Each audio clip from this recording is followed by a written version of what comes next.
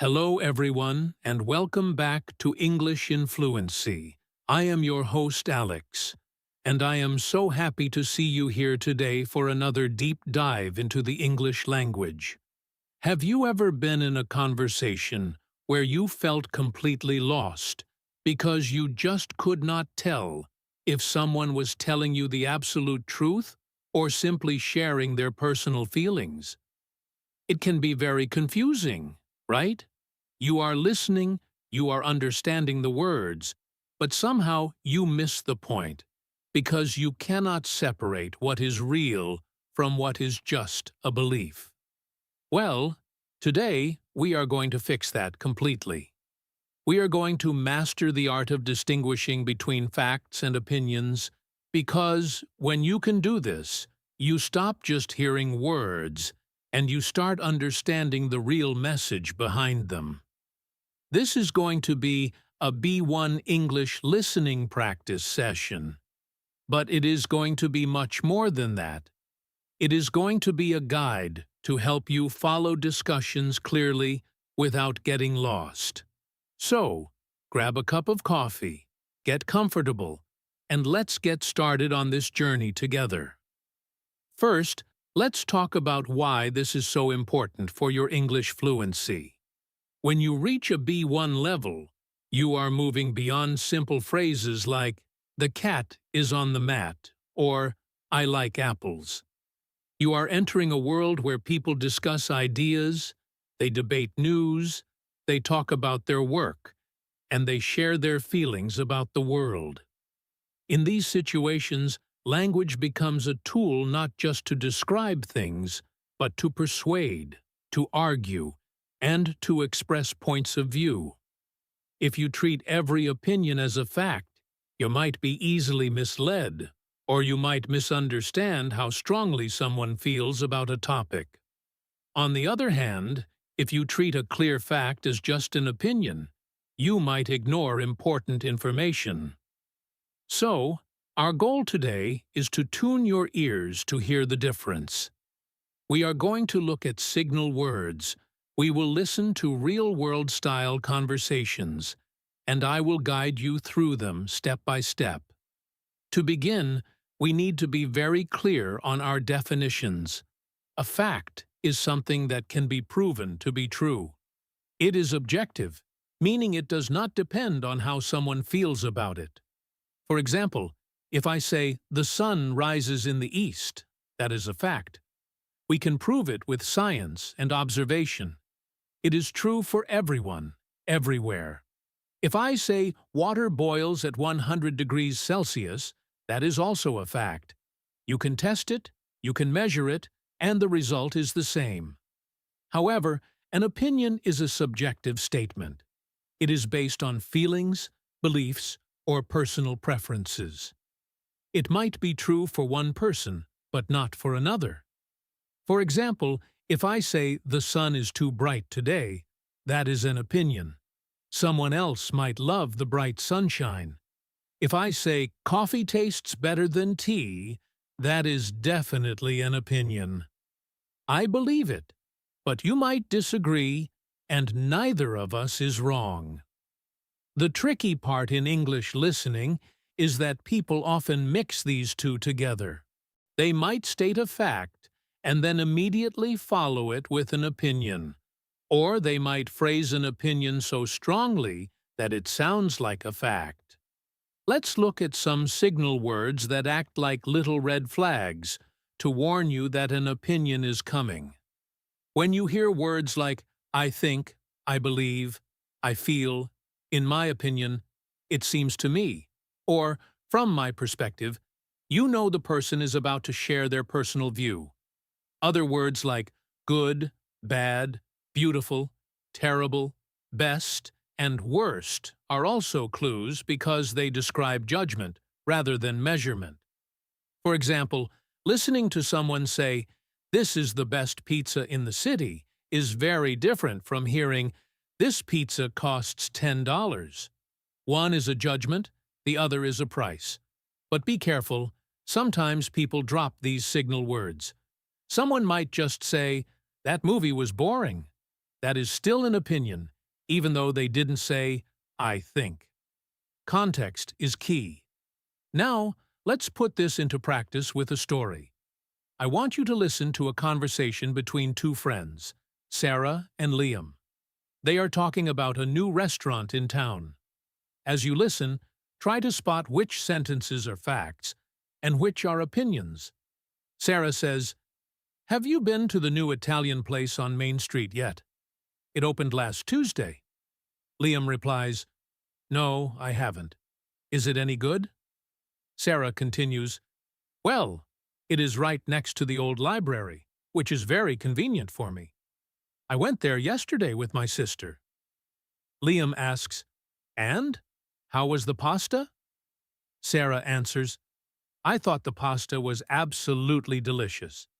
It had so much flavor, much better than the other place we usually go to." Liam says, "That sounds nice, but I heard it is very expensive." Sarah explains, "Actually, the prices are quite reasonable.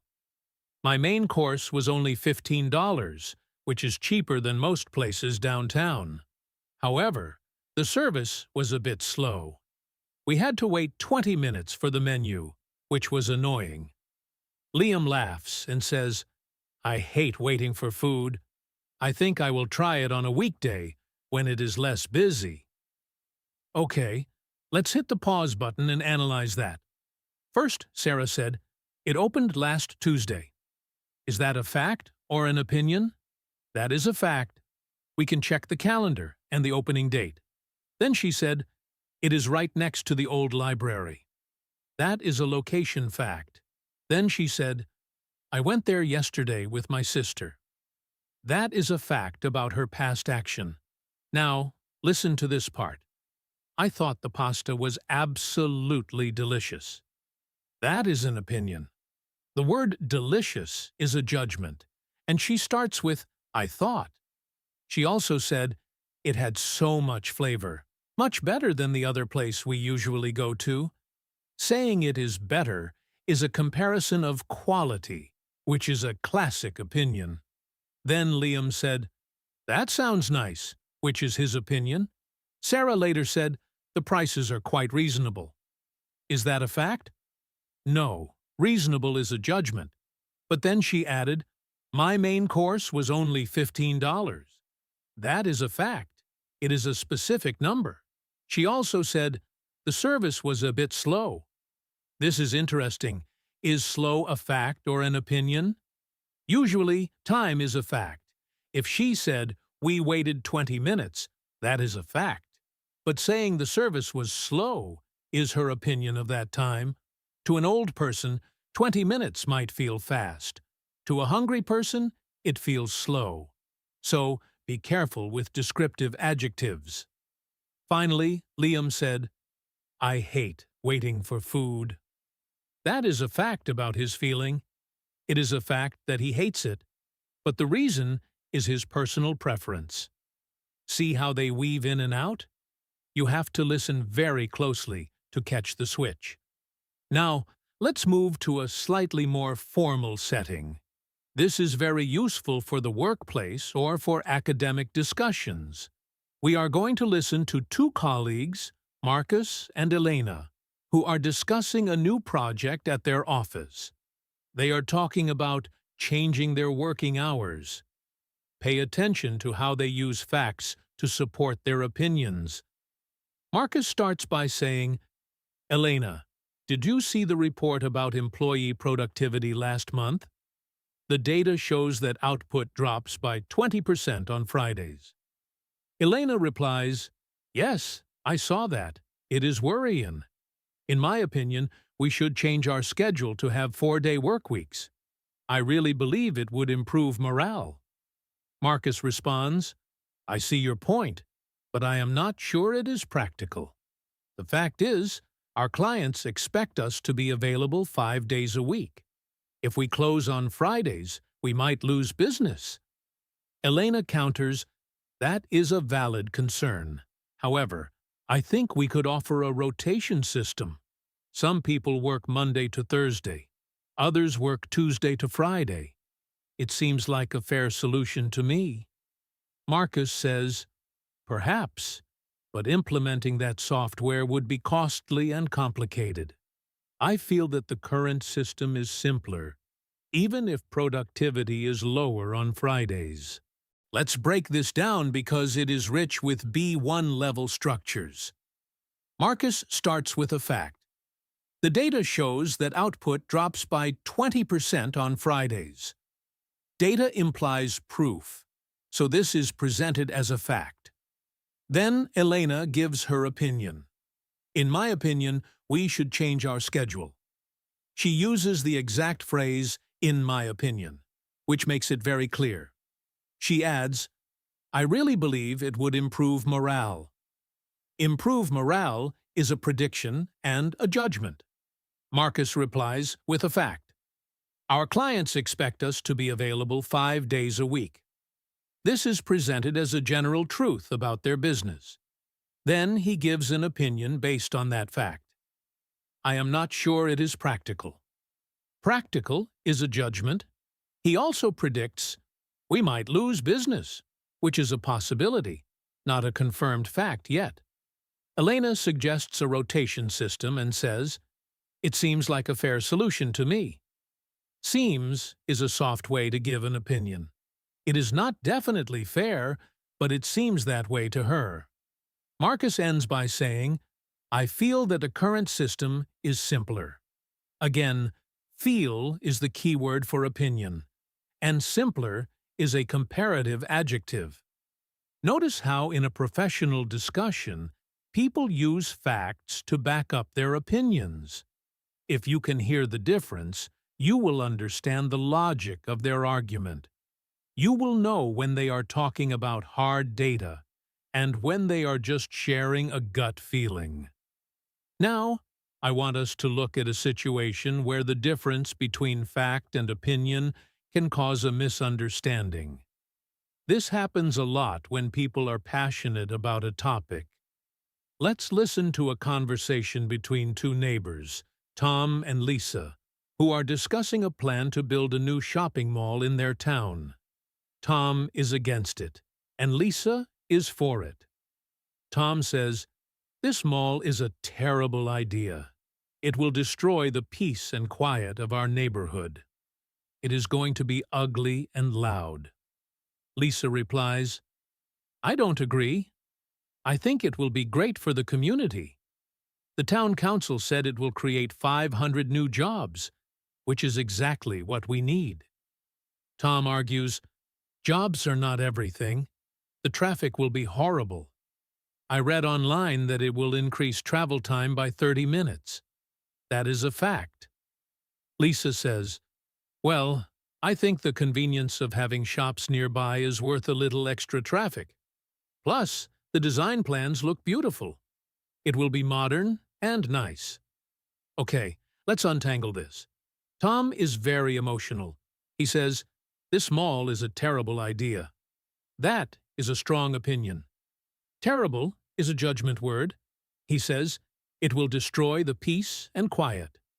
This is a prediction, and since destroy is a strong word, it leans towards opinion. It is going to be ugly and loud. Definitely opinions. Beauty and noise levels are subjective. Lisa counters with a fact. The town council said it will create 500 new jobs. She is citing a source, so she presents it as a fact. Whether it comes true is a different story, but right now she is stating what was promised. Then she says, which is exactly what we need. That is her opinion. Tom then claims, the traffic will be horrible. Opinion. He continues, I read online that it will increase travel time by 30 minutes.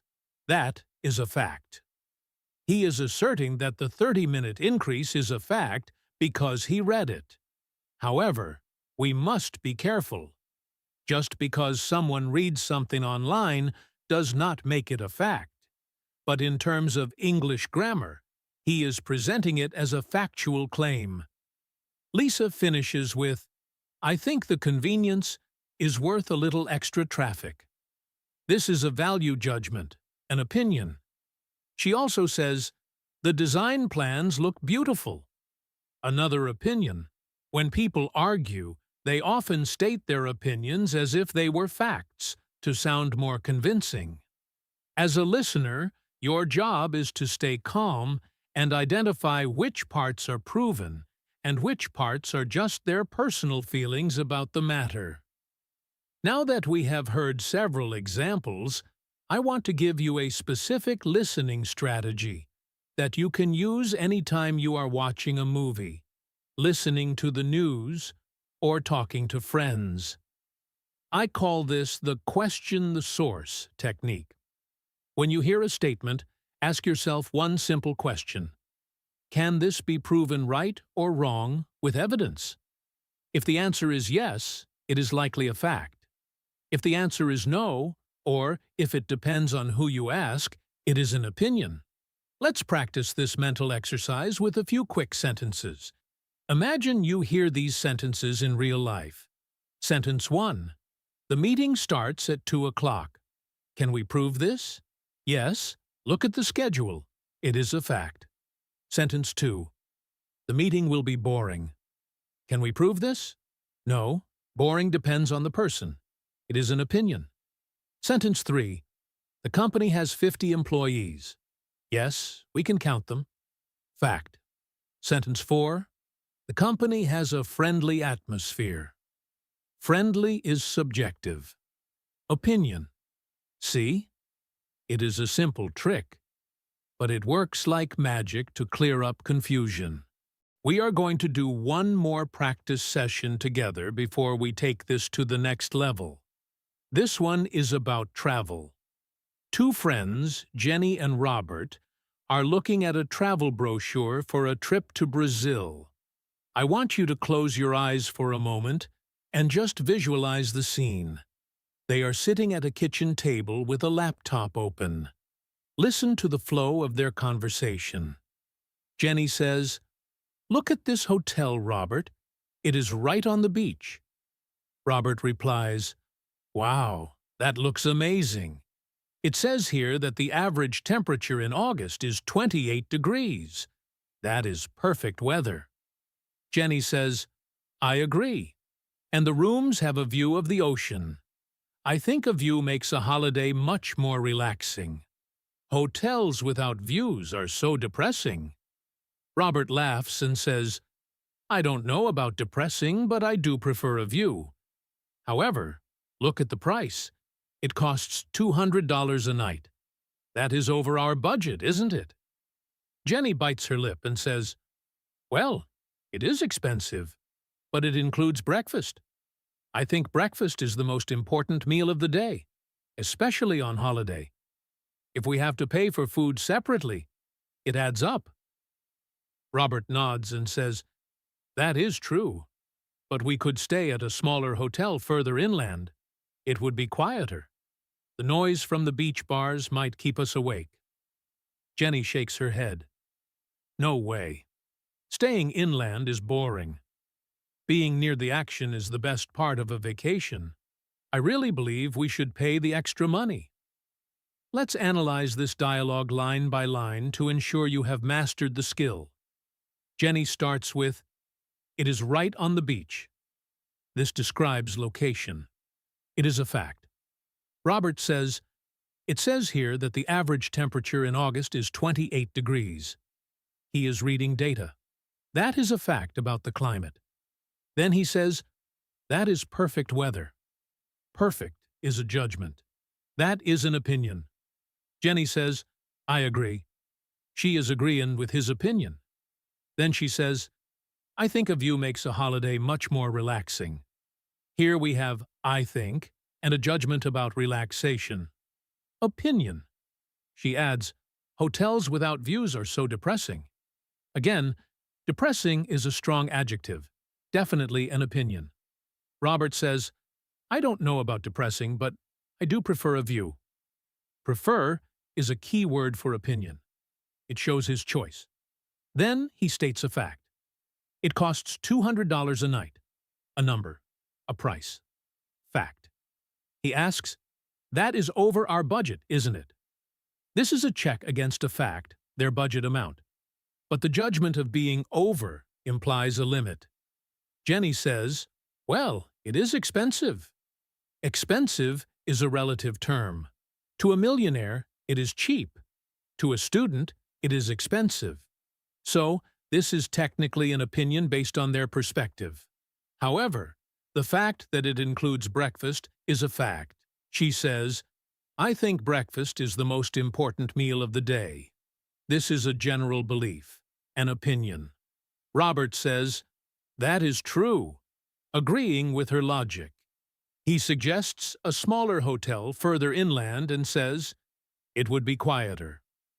Quieter is a comparison, so it is an opinion, though based on the likely fact that there are fewer bars inland. He adds, the noise from the beach bars might keep us awake. This is a prediction, an opinion about the future. Jenny finishes with, staying inland is boring. Opinion. Being near the action is the best part of a vacation. Strong opinion with best. And finally, I really believe we should pay the extra money. Opinion on a decision. How did you do? If you were following along, you probably noticed that in natural speech, we switch back and forth very quickly. We rarely say, this is a fact, or this is an opinion. We just speak. But your brain needs to categorize these instantly to understand the full picture. When Robert says the price is $200, your brain stores that as hard data. When Jenny says inland hotels are boring, your brain stores that as her personal preference. If you confuse them, you might think Robert is saying they cannot afford it.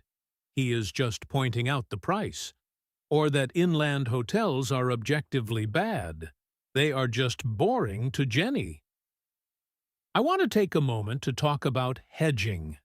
This is a very B1 and B2 skill. Hedging is when people use soft language to express an opinion, so it doesn't sound too strong. It is a polite way to speak. Instead of saying, you are wrong, they might say, I am not sure that is correct. Instead of, this is bad, they might say, this might not be the best option. Words like might, could, perhaps, possibly, and sort of are often used to soften opinions.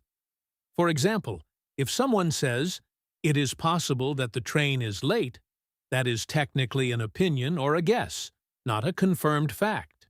If they say, the train is late, that sounds like a fact.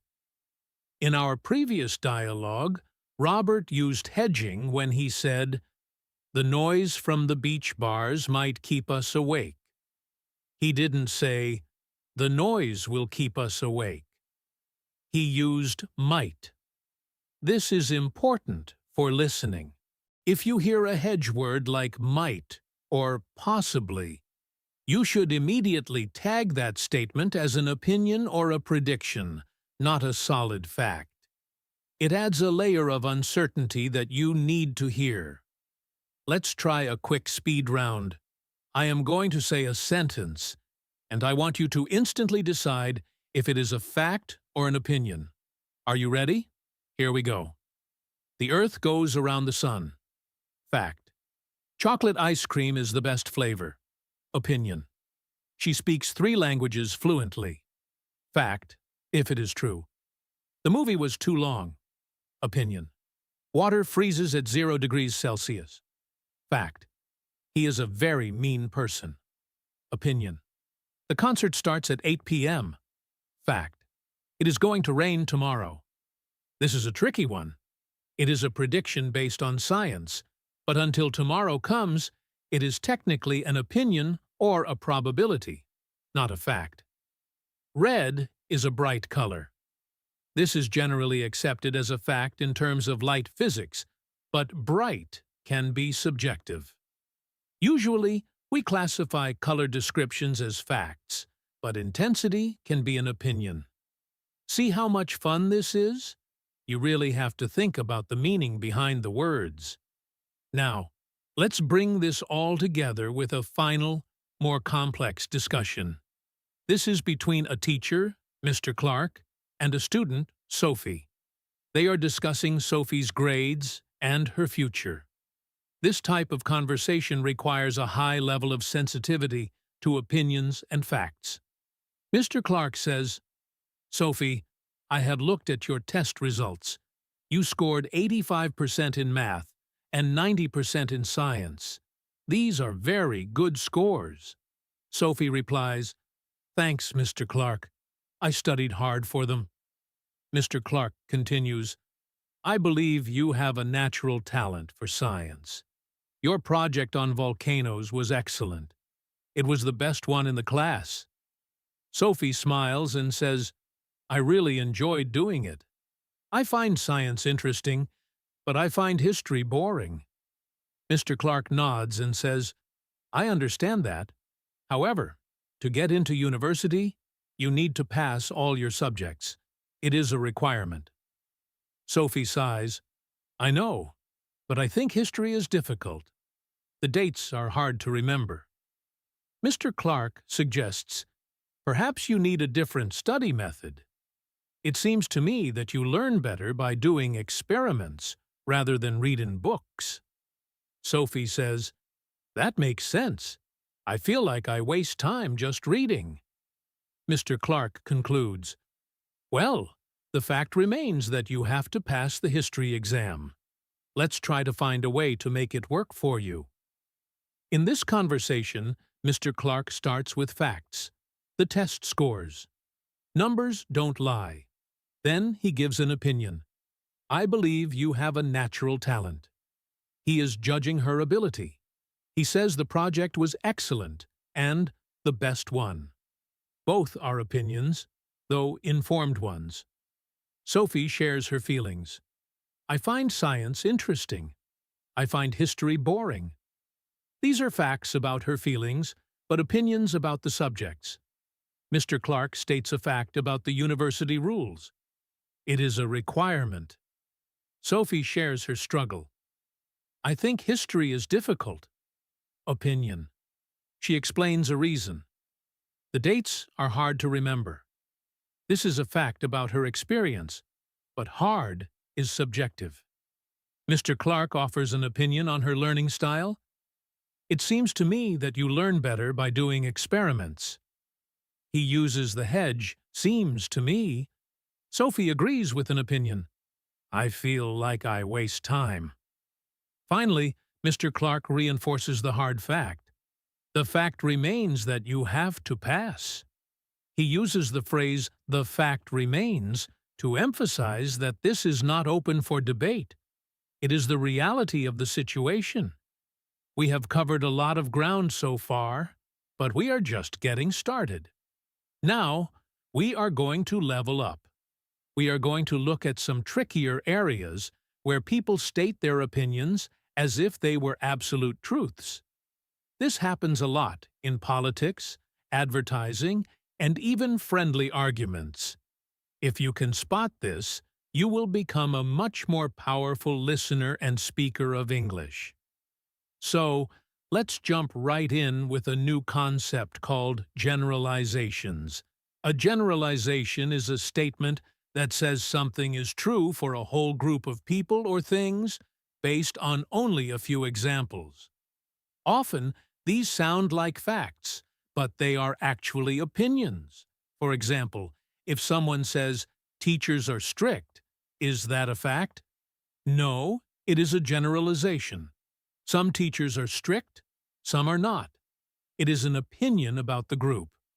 Other common generalizations use words like always, never, every, and all.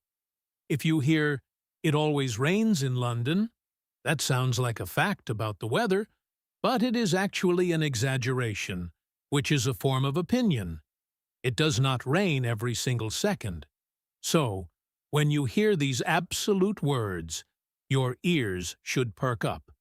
You should ask yourself, is this really true for everyone, every time?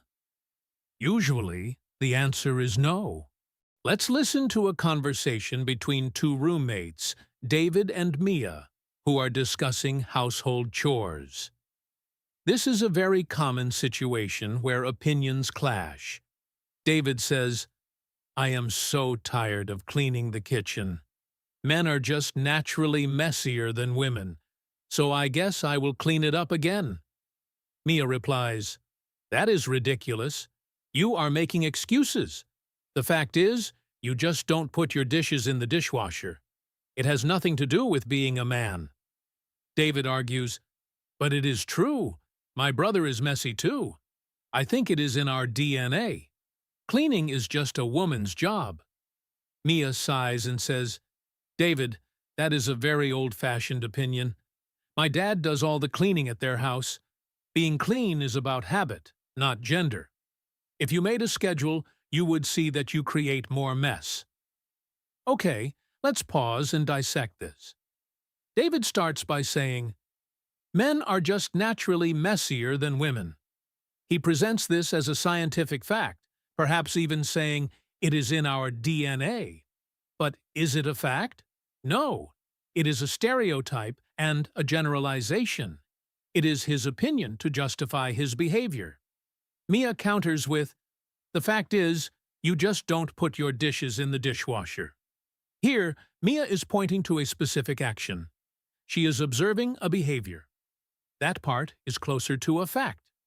She sees him not doing it. Then David says, "Cleaning is just a woman's job."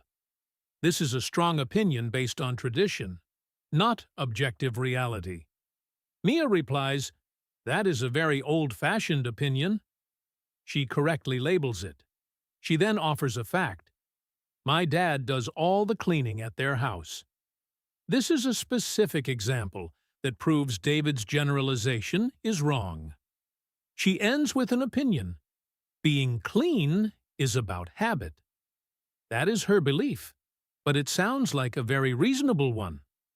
Notice how David tried to use facts like DNA and gender to win an argument that was actually about his own laziness. Being able to catch this distinction helps you understand that David is not really talking about science. He is talking about his feelings and excuses. Now, let's move on to another sophisticated area: the art of persuasion. In advertising and sales, people mix facts and opinions to make you want to buy things. They use small facts to support huge opinions. Let's listen to a commercial script for a new phone. The speaker says, "Introducing the new Galaxy X. It has a battery that lasts for 48 hours. That is the longest battery life of any phone this year. You will love how it feels in your hand. It is the most beautiful phone ever created. It is simply the best choice for smart people." Let's break down the sales pitch. It has a battery that lasts for 48 hours. That is a specific claim. Ideally, it is a fact that can be tested. That is the longest battery life of any phone this year. This is presented as a fact, and it might be true based on comparisons, but we should verify it. Now, here comes the switch. You will love how it feels in your hand. This is a prediction and an opinion. The advertiser cannot know what you will love. It is the most beautiful phone ever created. Definitely an opinion. Beauty is subjective. It is simply the best choice for smart people. This is a clever psychological trick. It is an opinion, but it implies that if you don't buy it, you are not smart.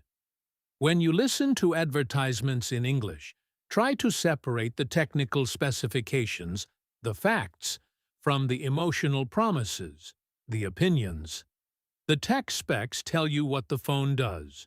The rest is just marketing fluff. Let's try a more complex dialogue now involving 3 people. This will test your ability to follow a group discussion. We have 3 colleagues, Emma, Ryan, and Olivia, who are planning a summer party for their office. Listen carefully to how they negotiate. Emma says, We need to decide on a location. I think the park is the best option because the weather is usually nice in July. Ryan says, I disagree. It is too hot in July. We should rent a hall with air conditioning. Plus, the park is dirty.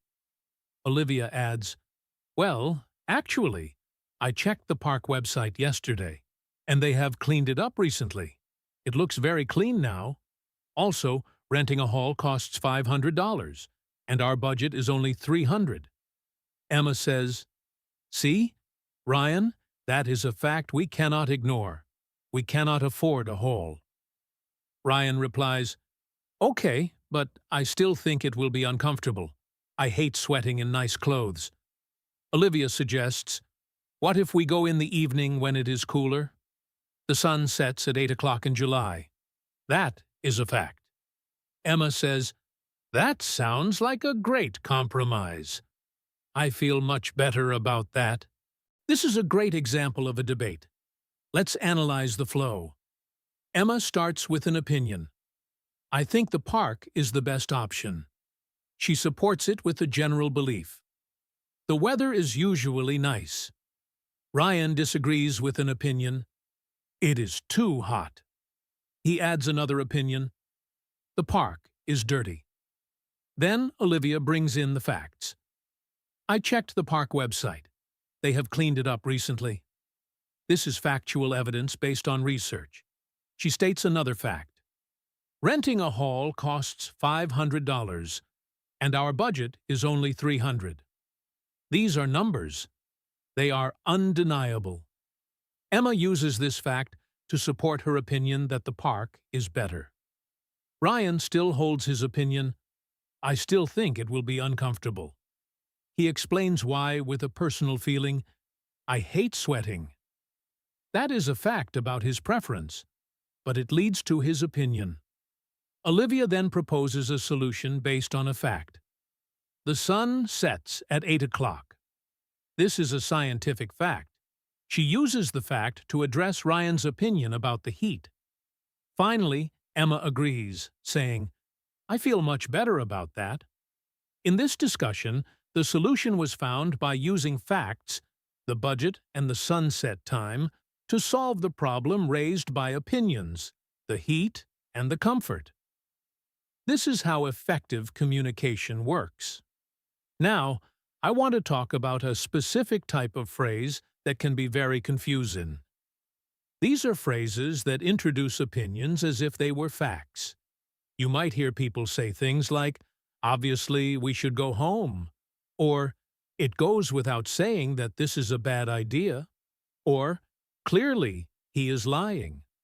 The words obviously, clearly, and naturally are used to signal that the speaker thinks the statement is a fact that everyone should already know.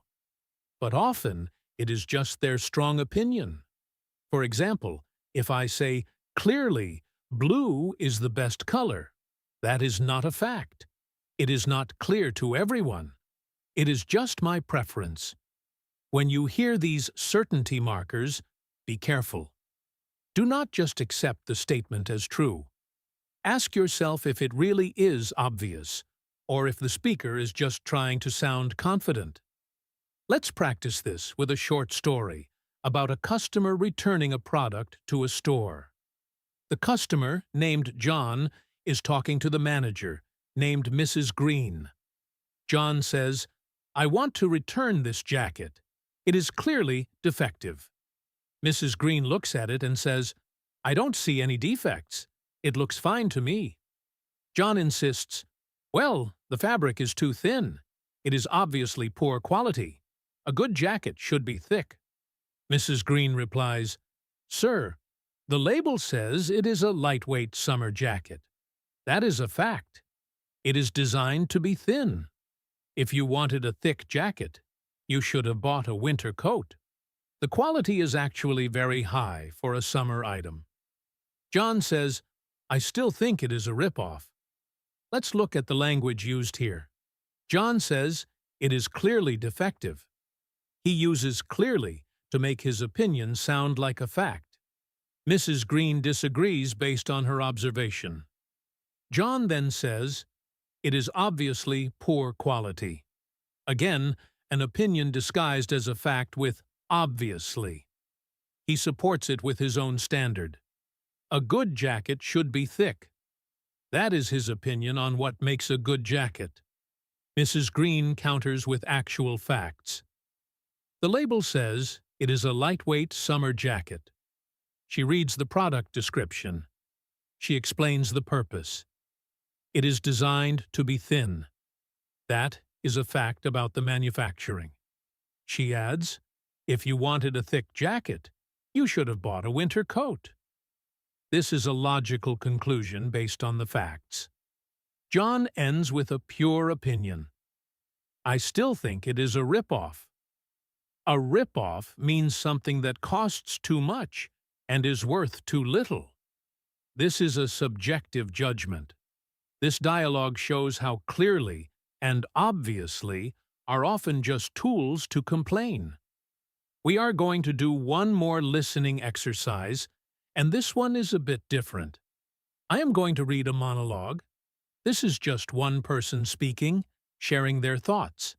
This is very common in podcasts, TED Talks, or YouTube vlogs.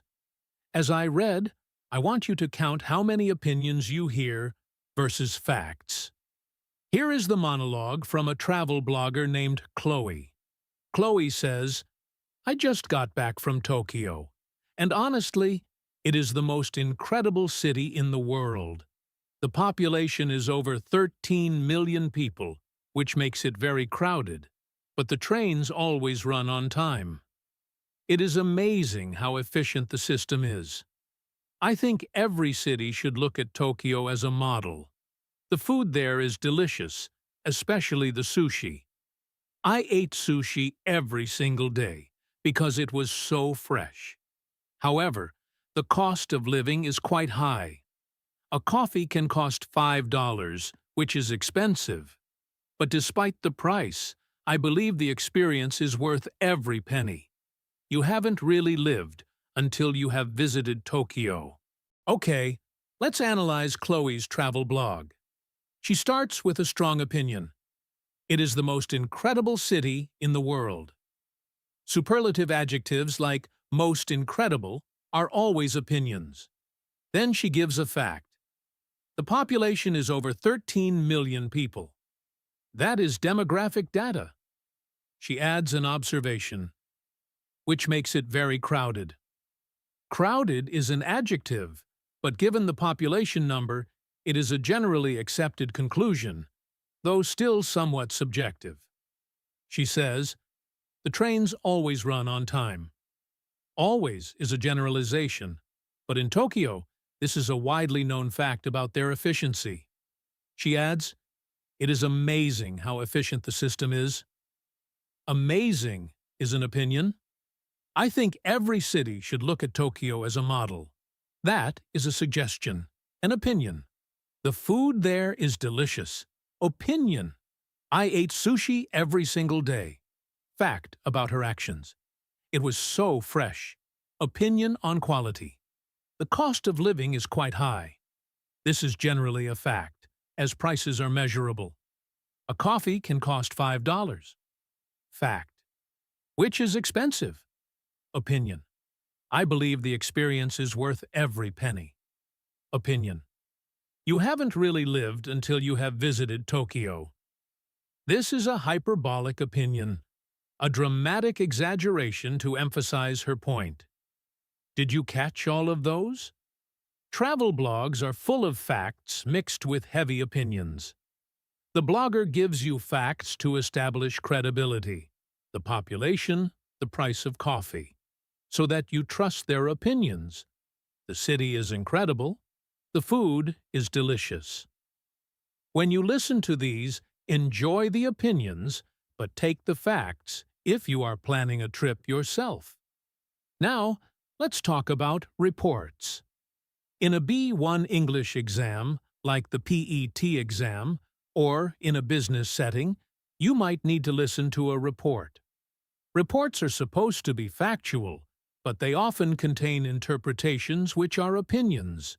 For example, a manager might say, Sales were low last month. That is a fact. Then they might say, this was because the marketing was bad. That is an opinion. Maybe the marketing was great, but the economy was bad. Attributing a cause to an event is often an opinion. Let's listen to a short report from a sports coach, Coach Miller, talking about his team's recent game. Coach Miller says, "We lost the match 3-0. The score is a fact. We played terribly yesterday. The other team was faster and stronger than us. I think our players were tired. We had 3 games last week, and that is too much. In my opinion, the schedule is unfair. We need to rest if we want to win next time." Breaking this down, we lost the match 3-0. Undeniable fact. We played terribly. Opinion? The other team was faster and stronger. Comparisons, which are opinions, though perhaps based on observation. I think our players were tired. Opinion on the cause. We had 3 games last week. Fact. That is too much. Opinion. In my opinion, the schedule is unfair. Explicit opinion. We need to rest if we want to win next time. A piece of advice, which is an opinion on strategy. Even in a straightforward report like this, the coach is constantly interpreting the facts. As a listener, you need to separate the result, the score, from the coach's explanation, the tiredness and the schedule. I want to give you a final tip on how to respond when you can't tell if something is a fact or an opinion. It is okay to ask. In English, we have polite phrases to clarify. You can say, "Is that a proven fact? Or is it just your theory?" Or softer, "Do you have any data to support that?" Or simply, "That's an interesting perspective. Why do you think that?" These questions show that you are listening actively and that you are thinking critically about the language. Using these phrases will make you sound like a very advanced speaker. Let's review the danger words one last time. These are words that signal you are entering the zone of opinion. We have the thinking verbs: think, believe, feel, reckon, suppose. We have the judging adjectives: good, bad, right, wrong, beautiful, ugly, boring, exciting, best, worst. We have the absolute generalizations: always, never, every, all, none. And we have the certainty markers: clearly, obviously, naturally, of course. When you hear these, your brain should switch on and say, "Okay, here comes a personal view." We have covered so much ground in this extended session. From simple conversations to complex arguments, from advertisements to sports reports. You have heard stories about restaurants, work projects, city planning, holidays, schools, household chores, phone commercials, office parties, customer complaints, travel blogs, and sports coaching. Through all of these, the core skill remains the same. Listen for the evidence. If there is evidence, it is a fact. If there is only feeling or judgment, it is an opinion. Mastering this distinction is the secret to understanding not just English, but the world around you. I hope this extended practice has helped solidify your understanding. Remember, fluency is not just about speaking fast, it is about understanding deeply. When you understand the difference between what is real and what is just a point of view, you can navigate conversations with confidence. You can agree, disagree, and contribute your own ideas effectively. Thank you so much for staying with me for this extra long lesson here on English in Fluency. If you enjoyed this deep dive and found these advanced examples helpful, please let me know in the comments below. Tell me which dialogue was the hardest for you, or which one was the most interesting. I read every single comment, and they help me create better lessons for you. Don't forget to subscribe if you haven't already, and turn on the notifications so you never miss a chance to improve your English. Keep practicing your listening, keep questioning what you hear, and keep moving forward. You are doing great. I am Alex, and I will see you in the next video. Bye for now.